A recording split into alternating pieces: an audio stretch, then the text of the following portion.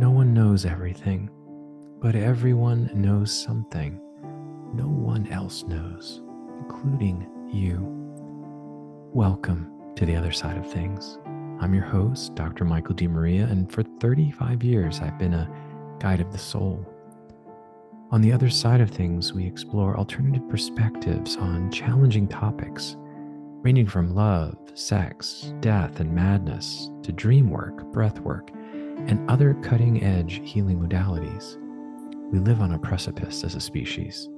So let's jump in. Welcome to another episode of The Other Side of Things.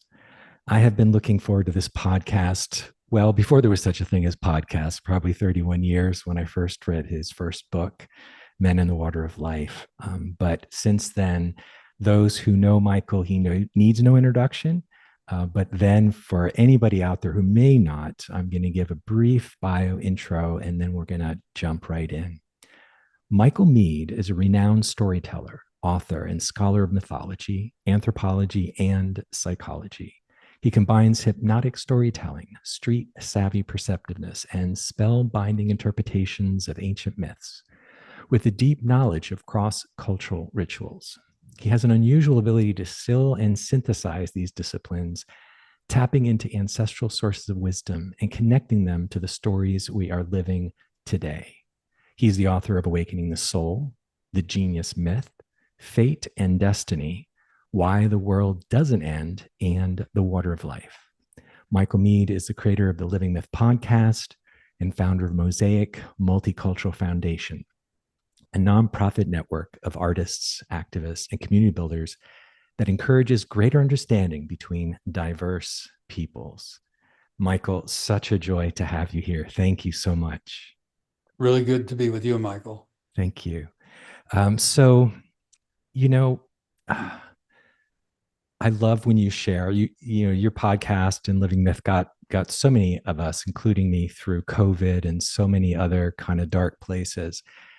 And I had these questions. I even sent you some questions, but I had this series of dreams the last two nights, particularly this last night, and I'm stuck in this basement, and it's totally dark. And there's one little place of light, 6 inches by 12 inches, and I want to get out, but I can't. There's no way I'm going to fit through. And I know the only way out is I've got to go into the darkness, where I can't see anything. And it just made me think of, this time post-election in this post-truth world. And I'm just curious what you're tracking. It made me think this morning of the earth diver myths is one thing has stuck with me. But I'm just curious what has struck you most, and let's see where that takes us. Well, 2 nights after the election results, so I wake up in the middle of the night. Sometimes I'm waking up and I was in a dream and I can capture the dream. At other times, I'm waking into a different state. And it's often I wake up in a story. And I'm seeing the story, but also I'm also in the story. And I'm not awake and I'm not asleep. And so it's almost like a educational state. Yes. And so I woke up in the story of Manu and the fish, which is the ancient story from India. And Manu, which sounds like man, and if you take the U and put it in front, it's you man, is the first ancestor. Yes. And this is the beginning of human consciousness in this ancient myth.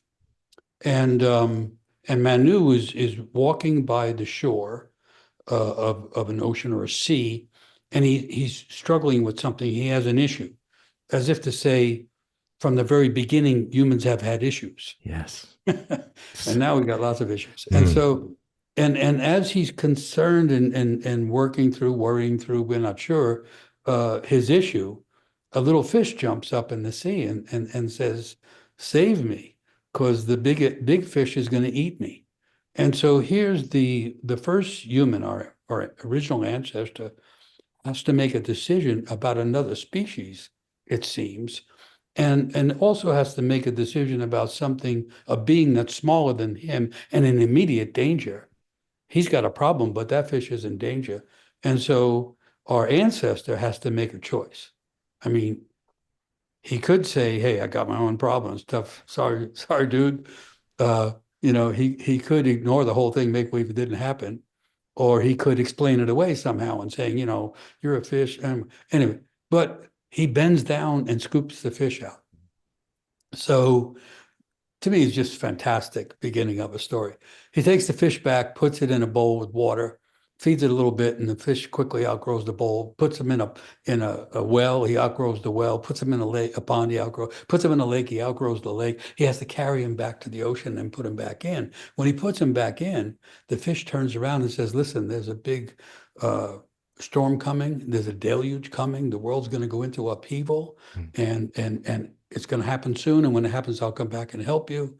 And so the fish is saying basically, because you helped me, I'll come back and help you. And then the storm comes, and when the fish comes back, he comes back as a big fish. And anyway, he saves Manu, and then he gives Manu all the vision and all the information he needs for the next world. And then he reveals himself to be Vishnu, the god who dreamed up the whole world. So I was in that dream. Oh, I love it.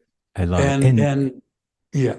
And so in ancient India, the realm with the fish was called the realm of the fishes, but it was also called the law of the fishes.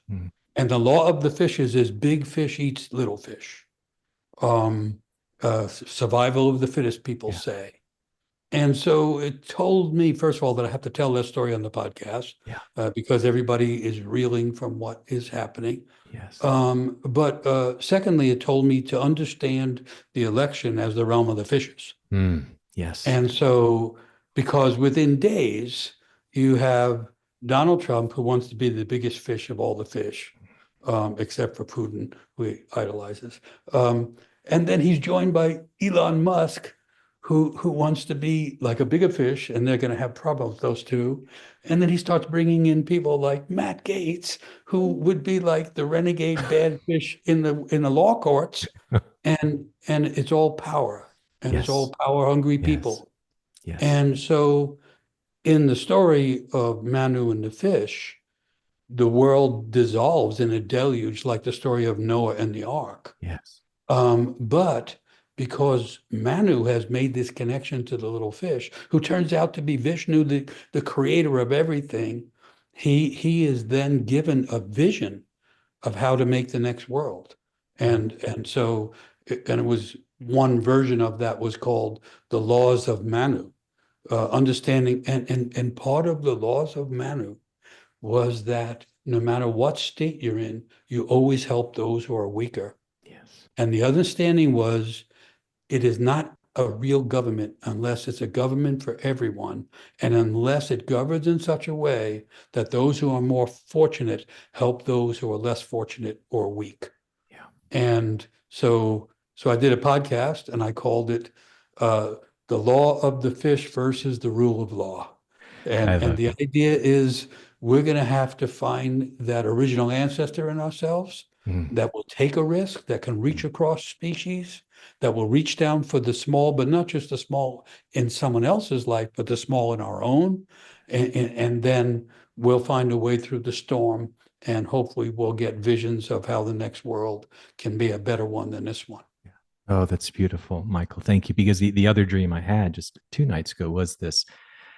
But we live on the Gulf Coast. We've had many hurricanes, but this was a tsunami, and it was so huge, and it was really dark water, and it was just massive. And I think that that's what, this sense of this kind of darkness kind of overcoming the kingdom, and I remember, this like the when a king rules that they haven't actually legitimately either had an initiatory experience or hasn't been able to have a sense of that same compassion for those less fortunate, that honoring the entire kingdom, just like, the wounded fisher king.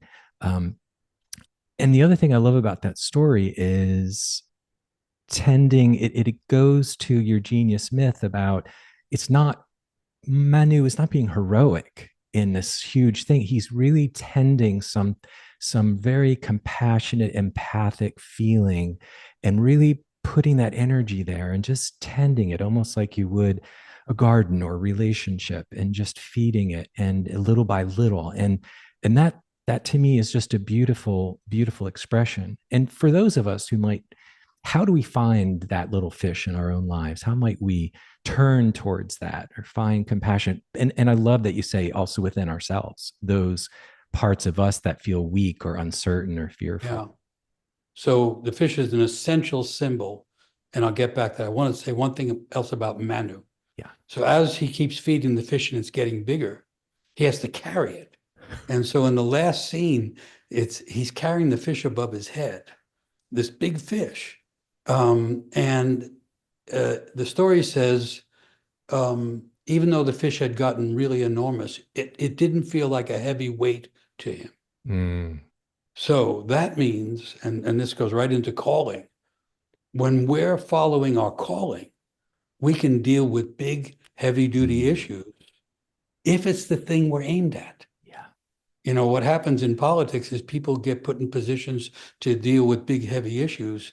And you already mentioned they're not initiated. Typically, they're not initiated. So they don't even know that other people suffer. They're not even dealing with their own suffering. But also, they're dealing with problems that they're not set up psychologically to deal with. Yeah. So when we find a calling, we can be in an area where for someone else, it might be an impossible weight to deal with. But because we're on our own gradient, we're able to do that. And so, but it starts with the little fish. And so as a symbol, the fish is the most ancient and universal representative of the deep self. Mm. And the idea is we're fishing in the waters of our own conscious to try and catch the fish of the self. That's what they called it in alchemy. And in order to catch the fish, we need a magnet. And the magnet, you could say, is the thing that calls us as an art or a practice or something in life that calls to us. And the more we can connect to that calling, the more magnetized we are for pulling up the deep self. Mm. So the problem in the world right now, and it's not just the United States, what happened in the United States is happening everywhere. Yeah. In the last 2 years, no incumbent in nations that are, first world kind of nations, no incumbent has been reelected. Yeah. And so this is happening everywhere. And the pull to the right wing and the idea of the strong man and the autocrat is happening everywhere. Yes. Because of the level of fear. The more fearful people get, they more want someone who will say, I can fix it, even though they can fix it. No.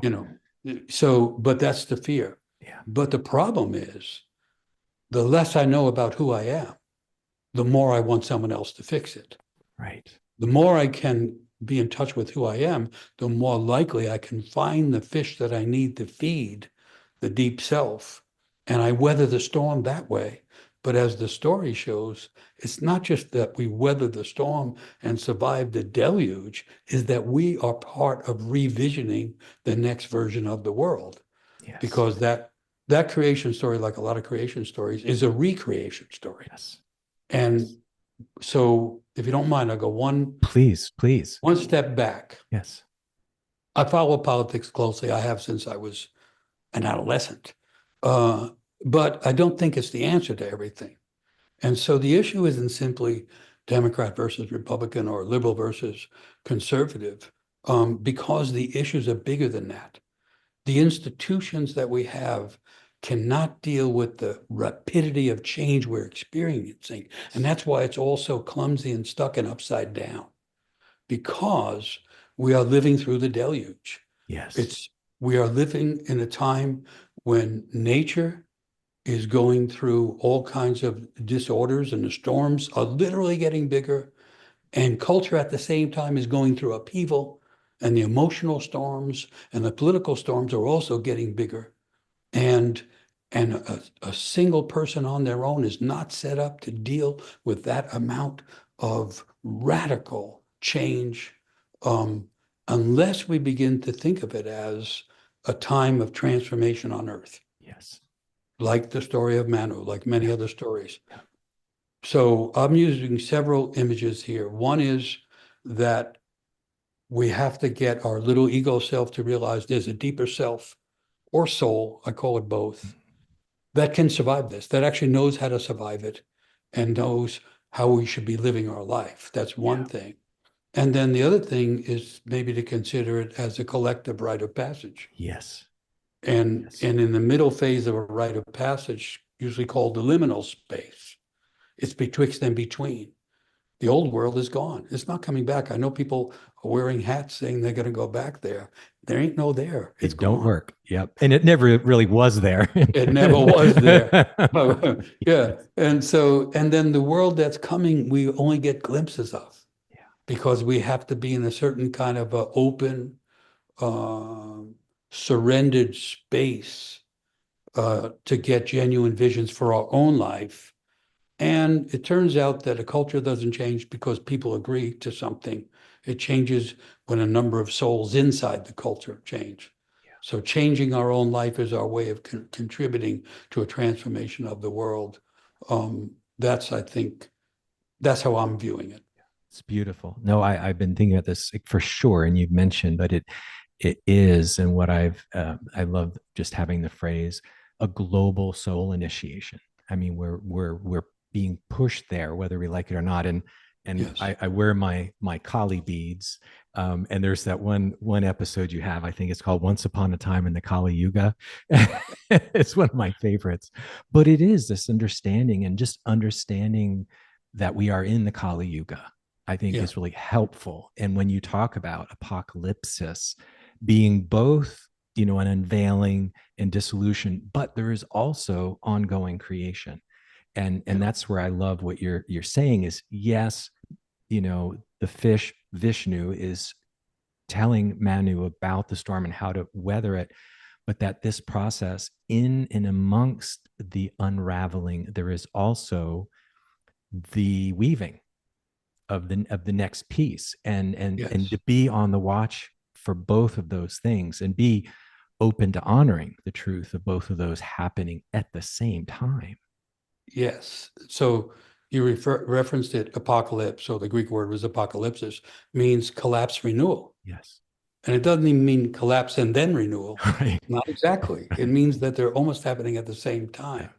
And so in the middle of collapse, we can find ourselves in the as the world gets more chaotic, there's an acceleration of calling. The calling becomes more necessary, but more available because there's less stuff in the way in a certain sense. And so, but the problem is, or the big problem I find, is many people don't know they have a deep soul or a deep self. They don't know it. Agreed. They've been told that they're empty. They've been told that they're accidental beings. It's an accidental universe. That stuff is really numbing and really obscuring of Yeah. what we're really here about. And Um, toxic almost. Yes. yeah. And then the other thing, near as I can tell, at a collective level, at a cosmic level, at the level of nature, at the level of human nature, the mystery of life is life, death, renewal. Mm. And we are now in the death, which is the middle, not the end. Death is the middle of a long life. That's the Irish proverb. And so we've been in the Western world, we've been educated to go higher and higher and but you change by descending. Yes. Manu bends down to pick up the little fish. Vishnu speaks from the ocean, not from the heavens. And so we're being called to allow ourselves to go down with the understanding that in the depths we will find that thread, that's our thread, or we will find that fish, which is the fish of knowledge, or we will find our calling or whatever words we want to put on it, because that's the only way through. And that's always been the story. It's just that in modern world, they just, dissociated from the old story. Amen, to our own detriment. It makes me think, I believe it's Lao Tzu and the Tao Te Ching, the ocean is a master of 1,000 rivers because it lies below them. And this idea, right, of that Yeah, deep humility and the power of yeah, descent. um, Yeah.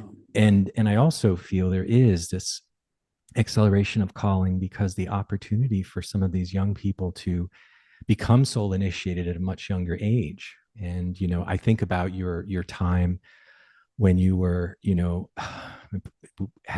were in solitary confinement and going through that process. Here you were what, in your 20s, but that was a soul initiation if there ever was one. Yeah. Yeah. I And was 20. 20, yeah. and Yeah. And and yeah, I was in there for months. yeah, And I was not prepared for that. I mean, I had no idea I could get in that much trouble. And I had no idea I could go through such a descent, and then there I was in a 9 by 12 concrete iron cell by myself for an extended period of time. And it turned out to be yeah, an initiatory thing, even though I had to figure that out later. sure, And it was interesting because it was a descent, a literal descent into a solitary cell, and then a psychological descent. I went down through the layers of my own psyche, yeah, and inside everybody has an emotional zone, near as I can figure out. yeah, And mine was very. Some people have like a depressive zone they have to deal with, and mine was like a volcanic zone. And I went through and I had Catholic guilt in there, and I had, all kinds of terrible things, feeling abandoned, like again, like I was when I was an infant, and all this kind of stuff. And the big surprise was I'm literally all alone. It's very hard to be as alone as you can be in a solitary cell. And I had no visitors, but I did have visitors. And they were visitors from myths, because I had gotten intrigued with myths when I was a teenager. And they were coming and encouraging me and hanging out and I had this moment where I had to decide, am I losing my mind? Which in a way I had already been. Or am I finding my mind? And it turns out my mind is about myth. My psyche, that's my path. your language. Yeah, Yes. yeah. And I didn't fully understand that until I had nothing else at all. Mm, And so then you get this strange idea that when you have nothing left, what's left is yours. mm, And what's left is your essence. mm. And so in the midst of being literally and emotionally and spiritually alone and abandoned, I wasn't alone or abandoned. And those visitors helped me figure out how to get out of there too. Mm. And what's interesting, then I'm back in regular life, and I don't fit in. I don't fit in. I've almost died several times, and part of me has died. I'm Yes. not the same person. Yes. And I couldn't find my way back in. And so I had to study things. And I remembered something I had read in anthropology about initiation. And I began to study initiation and concluded I was in an unfinished initiation. Beautiful. But I had gotten into the liminal for sure, but I had found the fish. I had found the mythic fish, and I had found an inner voice, and I had found a kind of place of deep imagination that I didn't know was um, indelible Mm. and indestructible. And, Indestructible. and Yes. then I had to figure out, how do I now live with this at the center? How do I find a way to stay in touch with this?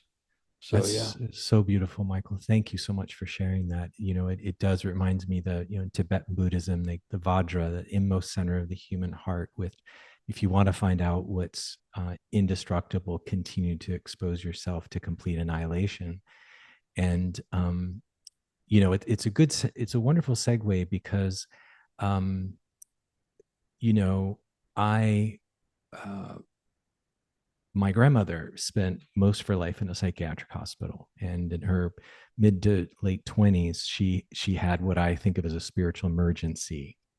And I even have all the records. In 1946 it was not okay to say you were talking to angels and trees and rocks. And she even says she's not troubling anybody. She's saying, I'm walking on a cloud, I'm in a dream state. And here, they pump her up on medications and she becomes catatonic, which was a result of the medication. But anyway, when I worked with my native teacher, my first native teacher, in a deep way on this vision quest, which was without food or water. Nothing compared to yours, but it was a very similar liminal space. And I asked him about my grandmother, and he said her soul was trying to initiate itself without any elders around. And I was thinking for you, if coming back, if you were in a soul centric society, you would have gotten a new name, which really would have helped, right? And And almost anything would have helped. yeah. Yeah. And so I was curious because I know you've talked about, the web of the weird, having foot in both worlds, but for those who, and I have had those experiences for sure I like to call it soulchosis, as opposed to psychosis, like depathologizing it and spiritualizing or mythologizing it. But I don't, if you had thoughts about those who might get stuck in that liminal space or touch the mythic level of reality and lose touch with the literal level to be consensus reality, and for whatever you, thank God you were tethered enough to the day-to-day world consensus reality that you were able to weave it together, which is hard for a lot of people, and sometimes they get lost in those mythic waters, where I think it's Joseph Campbell who says the madman drowns in the same water that the artist or shaman swims. Yeah. Well, actually, for quite a while, I wasn't able to reconnect or reweave myself in. I knew a few things. I had worked my way through college on the docks, loading and unloading trucks in New York. And so I went back to that because it was good, honest work, and it was, you could feel it. It was boxes and stuff you had to Yeah. move. Yeah. It puts you in touch with the earth, Yeah, reality. yeah, Yeah. yeah. And Gravity. I could earn a little money and then still be working on what the heck happened and Right. who am I and where am I really going? Right.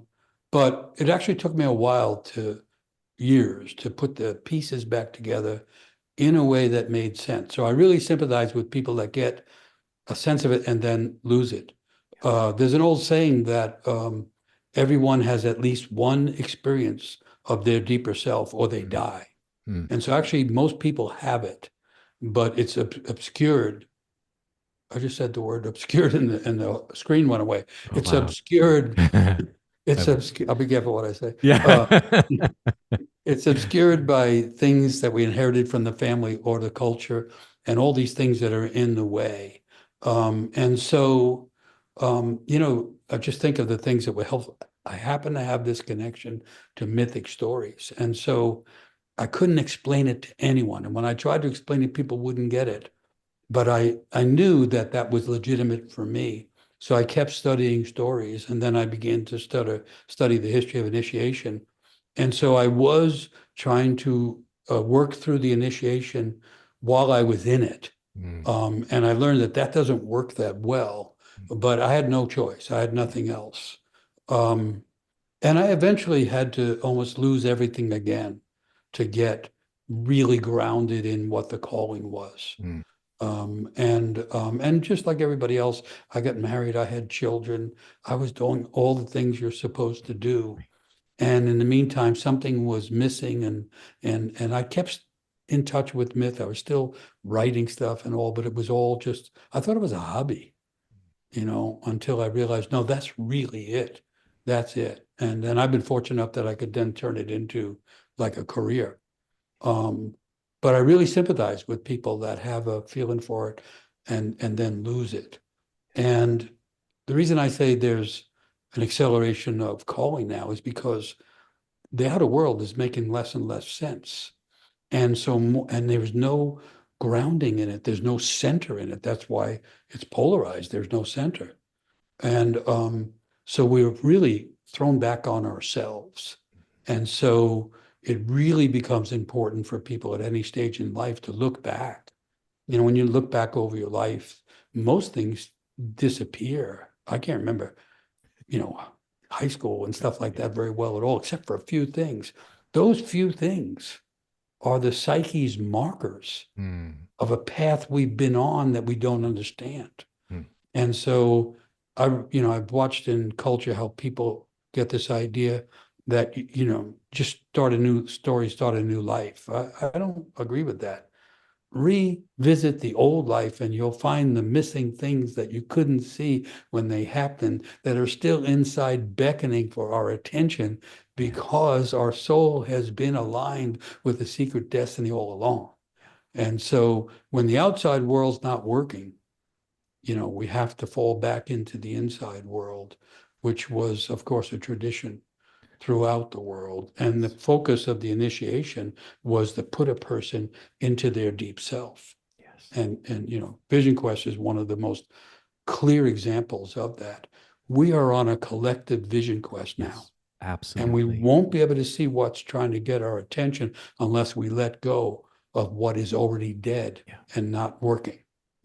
Absolutely. That's beautifully put, Michael. I ended up training to be a Vision Quest guide and guided a 2 or 3 a year, small groups. But I found people would do more in that week or two in the wilderness, fasting alone, than they do in 3-4 years of therapy, or more, or sometimes ever.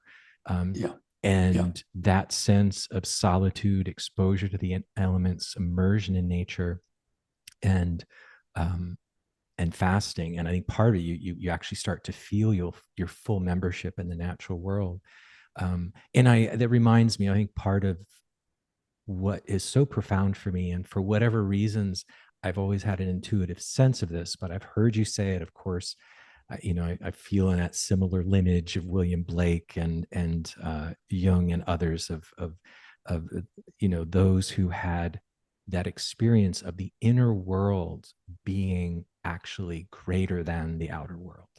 That actually, whatever this is from the Big Bang onward, is an expression of this other groundless ground, sourceless source. Whatever we say about it, it's not it, but that to me was part of the figure ground shift that occurred for me, that I've never fully left me. But it reminds me, of I as you were talking, of William Stafford's Thread, the way it is poem, and that and Jung in his Memories, Dreams, and Reflections, it's those aspects of the thread, the synchronicities that kept pushing him onto the path of his destiny, which he even called it, "This is my myth," and which I love when you say myth is emergent truth, which is such a beautiful expression, which, in our culture, we've lost that understanding of this mythic level, mytho-poetic level of reality. So I don't know if that triggers anything for you, but those were two pieces to me that were so important. Right. The old idea is that we're threaded to a destiny, and that thread is pulling us. It's pulling us, but it's a thread. It can't force us. It's a gentle tug, just like the calling comes as a whisper, not like a trumpet, ensemble. And so we have to tune in, and usually we have to stop or be stopped before we tune in. But I was having a memory while you were saying that, and I see, you have drums there. And so there was a period where, all right, I'm going to try to be a storyteller. I mean, I was so full of stories that I had to do something, Bubbling out of you. Well, I would go to a party, and I'd be saying to someone, "Do you ever hear the story about Manu and the fish?" Or, do you really know? Do you know that? I love it. Anyway, it would just go on and on. Yeah. And so I tried being a storyteller, and I actually got a grant right away. I got paid to do it. It was hilarious. And so I'd go to these events, and I'd be on stage, and I was moving all the time because I was so energized by the myth and the stories, and it didn't make for good storytelling. But at the same time, I had been learning how to play African drums, and actually had started already teaching people to play drums. And so I was sitting home once, and I was sick, and that's why I was home. And I was thinking about this story that has a broken part in it. When you get knowledgeable about stories, you can find a story and say, "Oh, someone messed with that story. It's broken." And I was trying to figure out how to fix the story, how to heal the story, so I could tell it. And I had a drum there, so I just started to play the drum while I was thinking about it. And I had never put these two things together. And all of a sudden, instead of thinking about the story, I was seeing the story, and I was in it. Mm. And it was just transformational. Yeah. I actually found myself in a story, and it was like I was seeing it almost the way you see a movie, Yeah. um, to the degree that the iterations, the granular details were endless, so that I could make that story last for like a year Mm. because I could open up any part of it because I was seeing it with the inner eyes. Yes. And that's Yes. when the two things came together. That's when I became a storyteller, Yeah. because I was actually in the story, telling the story. So I'd never had rehearsed a story or memorized a story. That's part of the problem I was having. I, you know what I mean? It just comes alive. Yes. And so that's when I started to be like an itinerant storyteller and I playing drums and telling stories. yeah. And I had never seen anyone do it. I discovered or fell into an old pattern. The griots in Africa do it. The Shanakis in Ireland do it. The shamans in Alaska do it. And they often do it with a drum. And I had stumbled into it. Mm. And so, yeah, you made me think of it because the thread for me, there was a thread between the story and the drum that I didn't know about. No one told me about it. I just found it. And all of a sudden it was like things aligned. Mm. And so the value of it is not that everybody should learn how to drum and tell stories. It's that the thread is in everyone. And there are moments, and often they're vulnerable moments. I was sick and I had less ego resistance to what was happening. And the next thing, boom, I'm transported. And for the better part of a year, I could tell the story to an audience and I couldn't speak about it because I was transported. I couldn't Yes. even understand what the audience was saying. I was in the other world. Yeah. And then I had to learn how to manage that movement between the two worlds. And so amazing, just like I would never have thought about it or predicted it, and how long had I avoided it. And all of a sudden I was in both worlds at the same time. That's what eventually happened. And it was so fulfilling to me. It still can be that way. And then it turned out to be helpful to other people. So then it was like, oh, this is a good fish.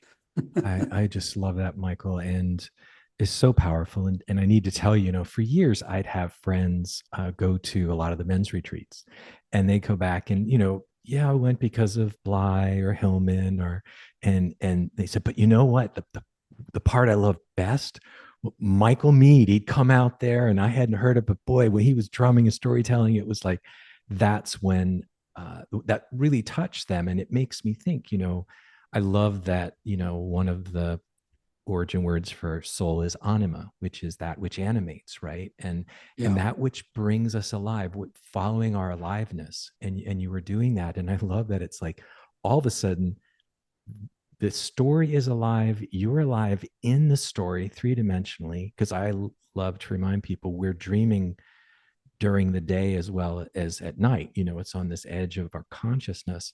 And that's very similar for me, particularly with my flutes. When I'm playing, I never play the same song twice. And I have a terrible time. I was a terrible music student. And I'm terrible at learning songs.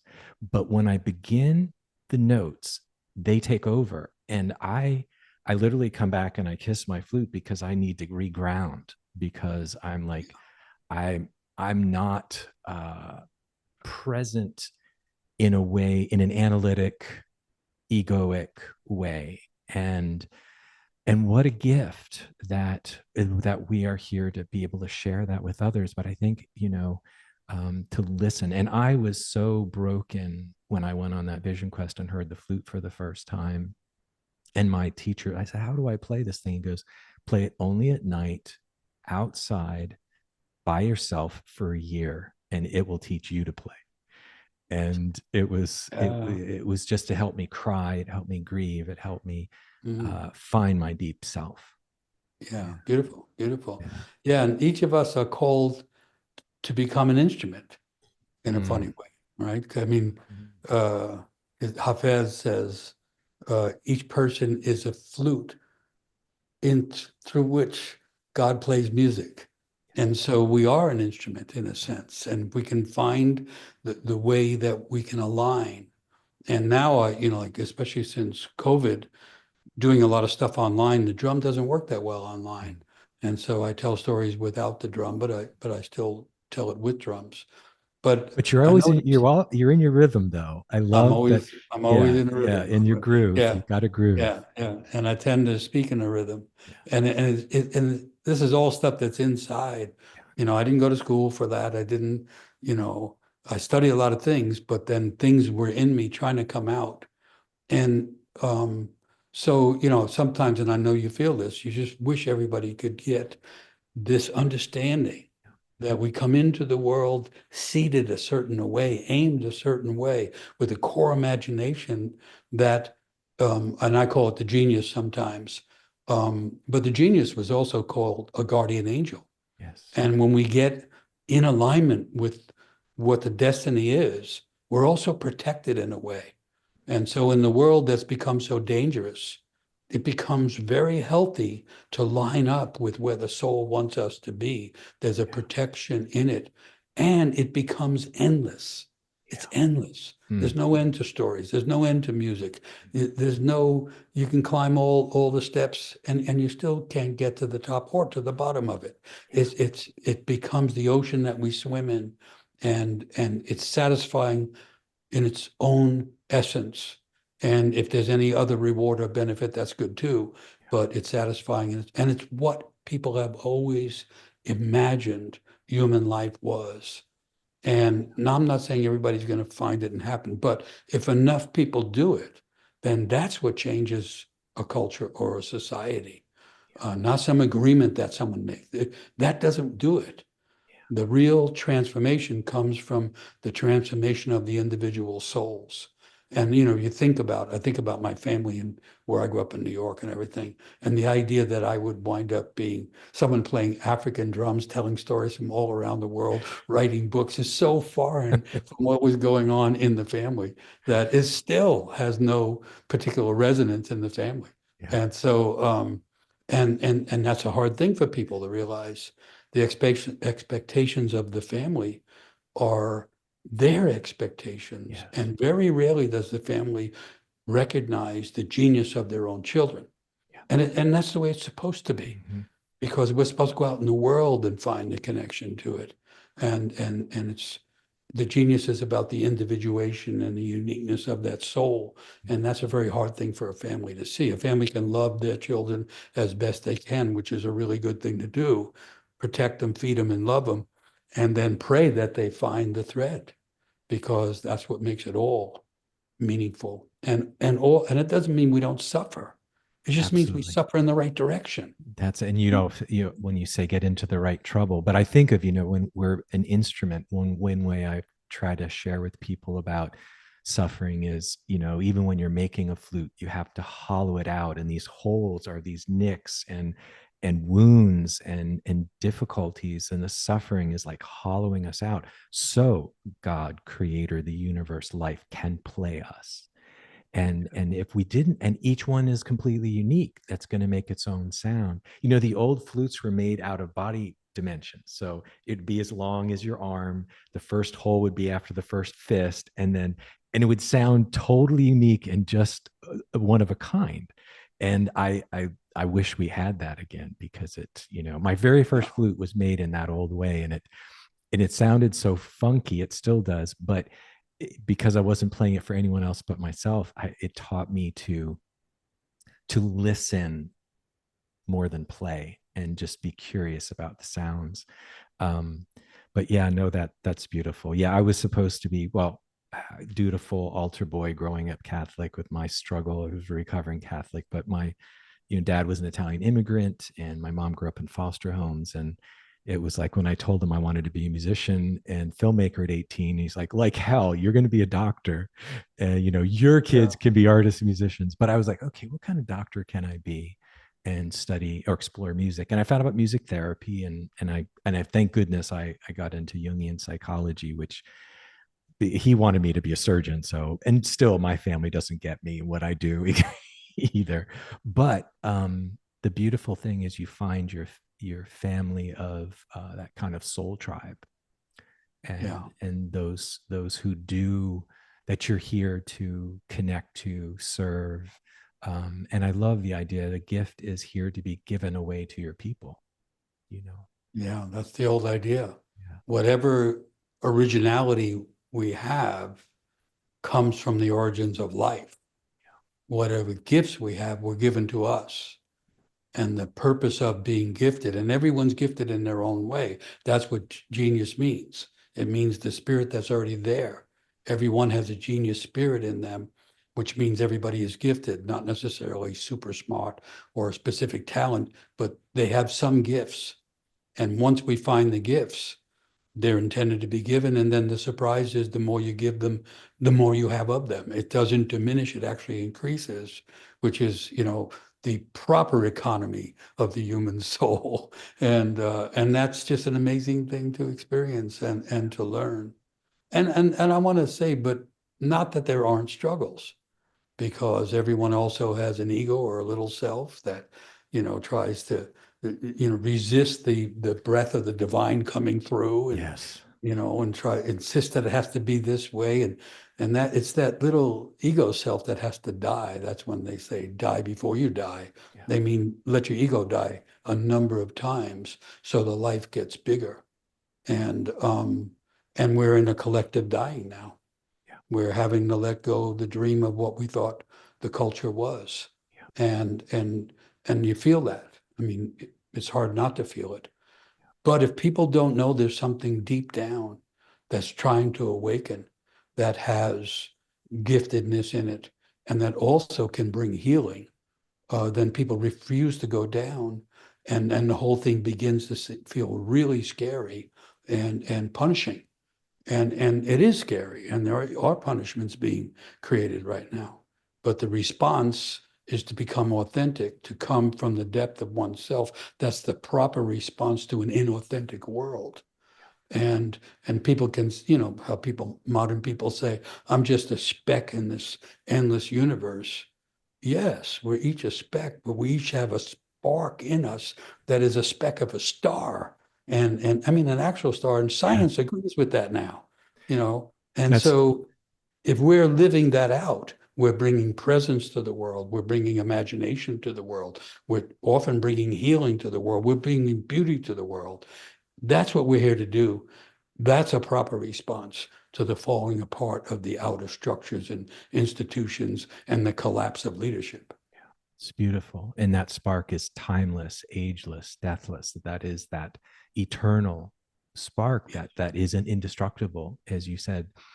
And for those out there who might, be struggling, like, oh gosh, if I follow this, people won't understand, my family won't understand. I always loved when Jung would say, the more you live from the soul, or he might say individuate, two things will happen. Number one, you'll become more eccentric, and you'll become more androgynous. And I always love that. And it reminds me of you saying, as we age, we have to get weirder, to kind of embrace that weirdness of becoming our unique, authentic self. But that's what nature does, and when a plant flowers, which it does by turning itself inside out. Inside out. Right? Yeah. Yeah. And that's pretty weird. Right. Except that we love it when we see it. We're here to blossom. And of course, the old definition of weird was to have a foot in each world. Yeah. And so the real weird is the way that things bend so that you hold the two worlds together. And that's what happens when a person lives their genius. They actually bring the other world into this world. And what's wrong in this world, when it gets to the serious elemental stuff, has to be healed by the other world. It can't be healed. The things that we did to get us in this state, the attitudes and the thought processes, can't be used to get us out of this state. It's like a vision quest. We have to go out and expose ourselves to bigger things, the great extension of nature, but also the cosmos. Yes. I mean, because nature is participating in the cosmic song or dance or symphony, whatever you want to call it. And we have to open ourselves up to that, find our place in the orchestra, so to speak, and become a better instrument. And one of my favorite ideas that I found in ancient India, in some books I was reading, was that it's called a stream of knowledge. Mm. And the idea is that knowledge is streaming through the world all the time, 24 hours, day and night. And it's moving so fast, we don't get it. It like passes right through us.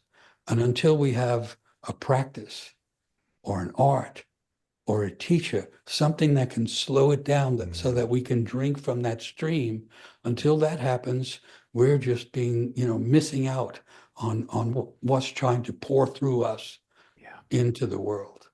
that's And so, beautiful. And you know, I've sat with people and worked with people who've been in like manic or they've been diagnosed schizophrenic. And I almost feel like what's happened is without the proper, they're so in touch with the streaming. I mean, it's almost like they see synchronicity, everything's connected. yeah, But it's not slowed down. They can't yeah, digest it and yeah, communicate it. So it's almost like it blows the circuits. It's like 2000 volts when our day-to-day life runs at 110. yeah. There needs to be And more psychic structure right. And to that's hold that intensity. the And practices, yeah, and community. I know you know this, but traditional cultures, the people that would go into these states that we now call crazy or Yeah. insane would not necessarily be sent away. No. They would be held in the community, Yeah. and people would find, and usually they would find some shamanic strain or something, and they would be benefiting the community. And that's what I've worked with for many years. We do retreats, and the idea is community healing, that we help each other by healing each other. And I have found out that that's possible to do. Mm. And it's not even that hard to do. And it's another old thing that's been more or less forgotten. Yeah. In a lot of ancient cultures, at a wedding or even at a funeral or any kind of an event, there would be someone who just looks crazy, dancing and maybe talking out loud, and they're channeling the energy in there. Yes. People Yes. used to understand that. Yes. And then there are people who understand it even more so, who then help that person learn how to recoagulate after they become an instrument for Yeah. the streaming of knowledge or the divine energy. Yeah. And so, Malidoma, I remember would say, they called it bumping into the other world, and it was a cause for celebration. But then they would actually be taken and working with the other shamans who were very well versed at dealing with those levels of energies and yeah, how to incorporate them. And I think that sense of community, that's why part of the wound of our radical individualism is we lose that, because so often people in that experience in our culture, as soon as you start well, they used to be demonized and burned to the stake. Now we just pathologize them, but it's still a loss of spirituality, mytho-poetic depths, and community. And how that person often, I would find, this is more of the Artie Lang kind of thing, was that they often may be also expressing a wound intergenerationally from a family or from an ancestor who was exiled, or never was able to be brought in.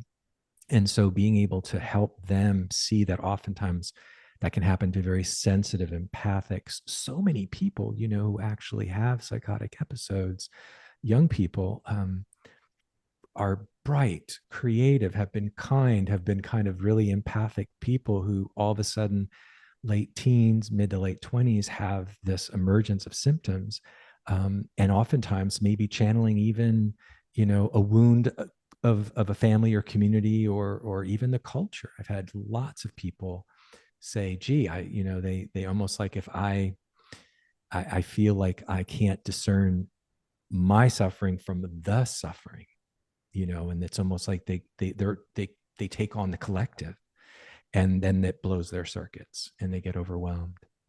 one thing that's happening now, this pressure that's on everybody because of the rattling of nature and the unraveling of culture, pushes people who would normally be on the edge, Yeah. who could live on the edge and be okay, and someone would take care of them or something, pushing them over the edge.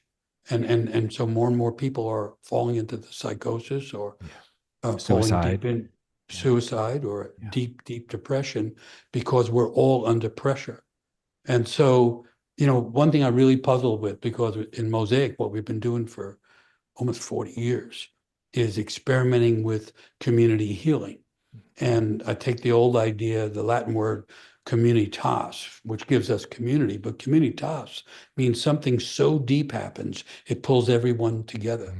It's not that everybody works it out and they all agree. Everybody just pulled into the depth of soul because someone is suffering in such a way that it needs everybody to come together.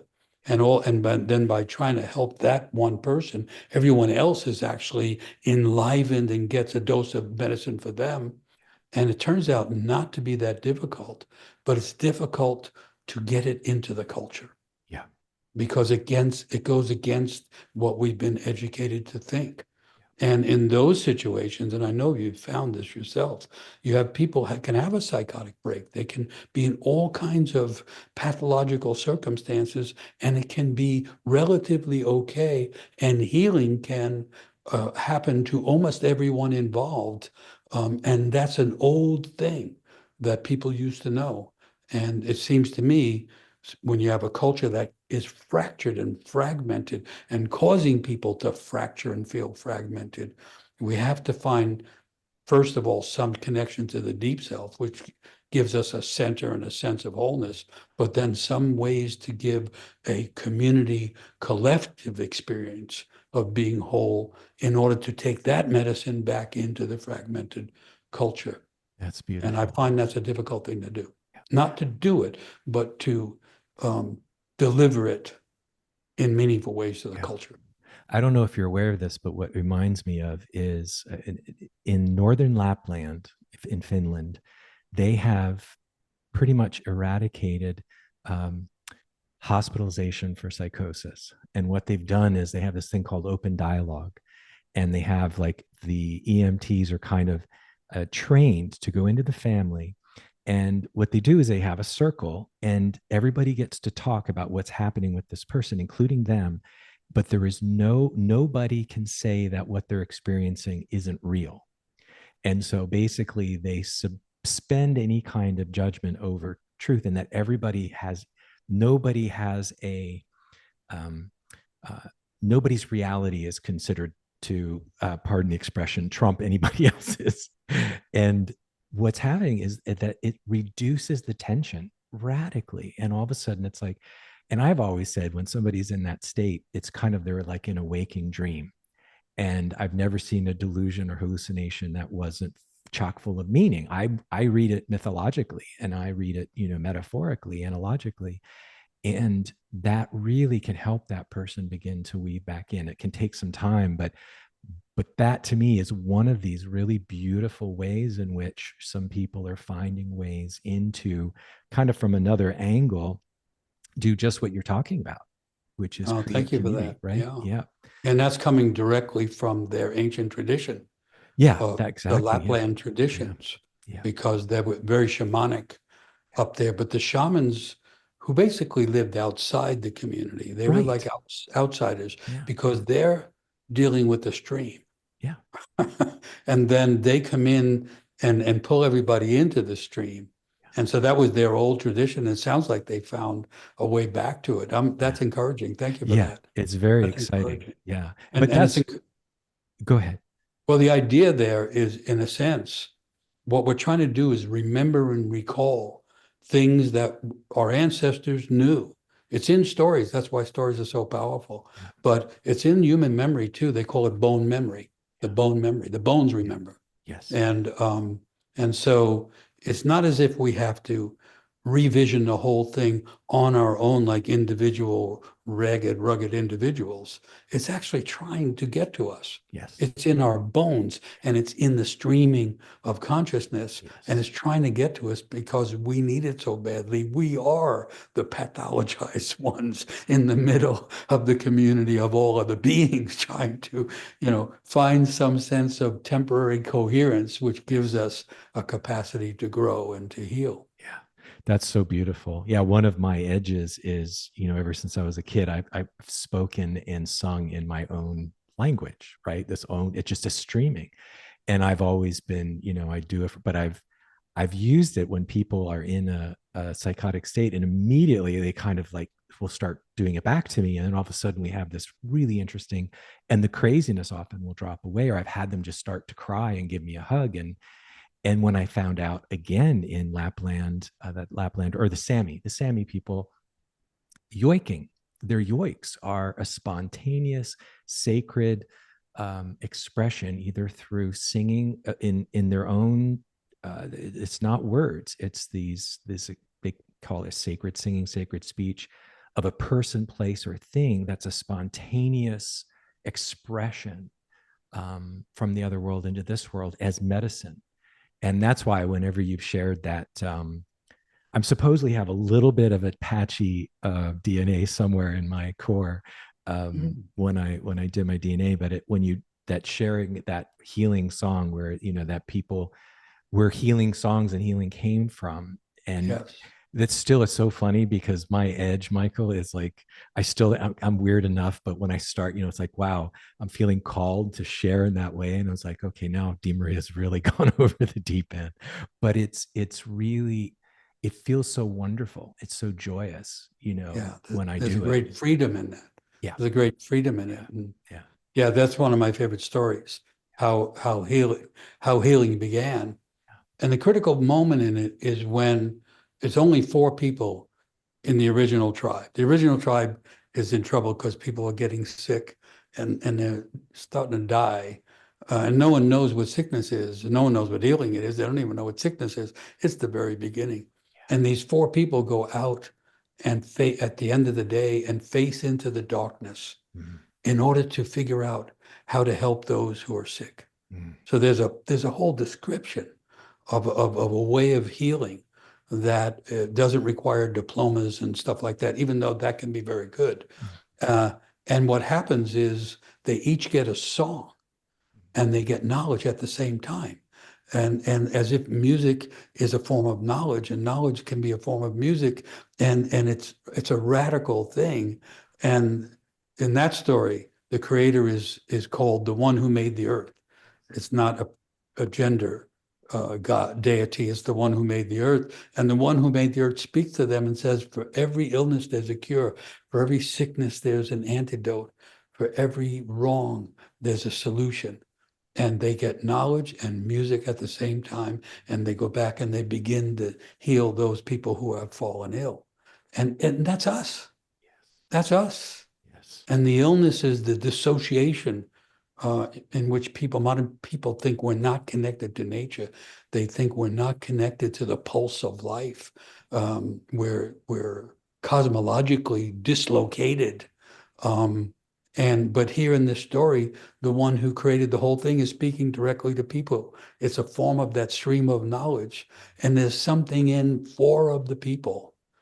So that suggests it doesn't require that everybody agree and wake up at the same time. Some proportion, some variation of 4, or some multiplication of 4 is what's needed. And then that's enough to bring in the knowledge that's missing, and the music or the sound or the healing resonance, whatever we're going to call it. And then they take the people who are ill and put them in the middle, and everybody comes. And they retell the creation of the world, and they're all connected somehow. There's music involved because they all got songs, and everybody gets healed. mm, And the center and the kind of dynamic element that allows everybody to be healed is the ones who are sick. yes. It just reverses the whole idea of health in a way, and it creates wholeness from the illness.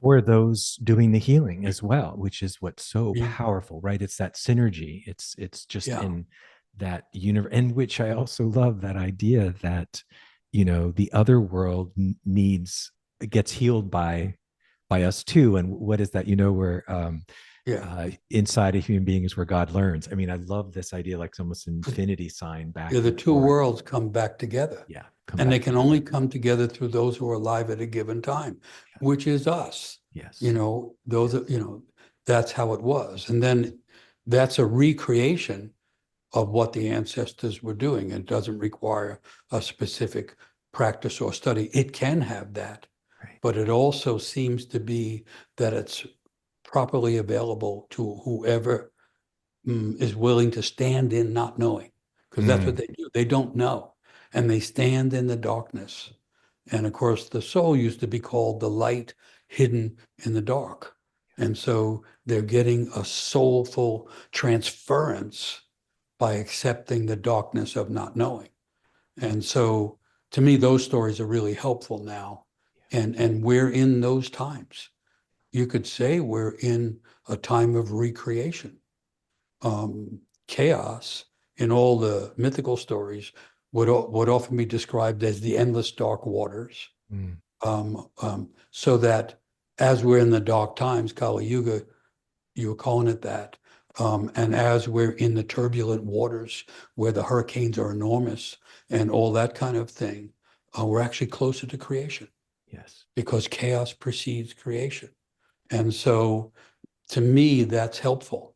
Tolerate the chaos, tolerate the darkness, stand in the position of not knowing in order to be ready to receive inspiration, information, ecstatic energy, a return to vitality, wisdom, whatever you want to call it. Yeah. The old idea is it's not just that the person is thirsty and needs the water, but the water needs to be drunk. Yes. And so the other world and the healing entities are trying to get to us if we can just allow it. I love that. Yeah, when I say move from judgment to curiosity, and it's that fertile darkness, and I love when you say we were in the endarkenment, and the enlightenment brought us dark energy, dark matter, and black holes, but if we can keep our eye, that these ancient traditions, and I know many African tribes say, why would you turn on a light at night? It's like we keep our eyes on the dark. We keep our eyes on the darkness at night. That it's like, it is almost like a gazing into kind of I don't want to say trance, but it is kind of a meditation, a prayer. It's a welcoming, it's a curiosity. And I do love that Kamala, who I love, Kamala Devi, who means literally the lotus goddess, right, out of the mud. And that she said, sometimes it has to get much darker till you can see the stars. And, to remember that right now we must keep our eyes on the fertile darkness, allow ourselves to be in the unknowing, and meet that with openness, curiosity, and, like you said, letting go. I have a heart warrior saying I say, which is expect nothing, be ready for anything, and be grateful for everything. Not grateful in the literal sense, but gratitude in the sense that the next iteration will be in that expectant openness to the next moment. Mm-hmm. Yeah. May it be so. Michael, 1,000 thank yous for the richness of this time together and for your work. And is there anything else you'd like to leave our listeners with, and also a way people can get in touch with you and your work and listen to your podcast and tune into your events? I know you have one coming up, I think, this Thursday. Yeah, we have one. That's on art and practice. How art and practice can help as an antidote to overwhelm and as a path to resiliency. So, yeah. So you can find that mosaicvoices.org. That's the website. Just Google Living Myth and you find free podcasts and all kinds of stuff. You find it that way. You can follow my name or Living Myth. But I had two things come to mind. One is you had mentioned Blake right at the beginning, and or at least I thought you did. Yeah, I did. Yeah. Okay, and he said every day has a moment of eternity waiting for you. Mm-hmm. The eternal that we're talking about, the stream of knowledge that we're talking about, the inspiration is trying to get to us every day, and there's at least one moment in every day when we could receive it. When we practice, we can find more than one moment, but one moment is guaranteed. And the other thing, because I'm moved by all those flutes and the flutes with the drums, is music is the healing road. And I know lots of musicians and sometimes play with them and so on. And I'll just say, remember, music is the healing road. That the reason we love music so much, it comes from the word muse. It comes from the muses. And it takes us back to the origins of creation because it's coherent sound and it's the healing road. And so if nothing else, find the one moment in the day where eternity is trying to reach you, and find some music in this time of cacophony and chaos, and let the music be the healing road. Beautiful, Michael. What a wonderful note to land on. I like to say it came in a poem on that vision quest. Each moment is a note in the song of today. So yeah. And thank you. Hafiz said, "You are here to become your note. Don't worry about the rest of it. Be your note." Be your note. I love it. My friend, 1,000 thank yous, and thank you for all the work you do in the world. And to our audience, thank you for tuning in, and I look forward to seeing you next time on The Other Side of Things. Thank you for tuning in to The Other Side of Things. I have been your host and guide, Dr. Michael DeMaria. You can find out more about my work at michaeldemaria.com. Explore the books, music, and online programs and films. And we'll see you next time on The Other Side.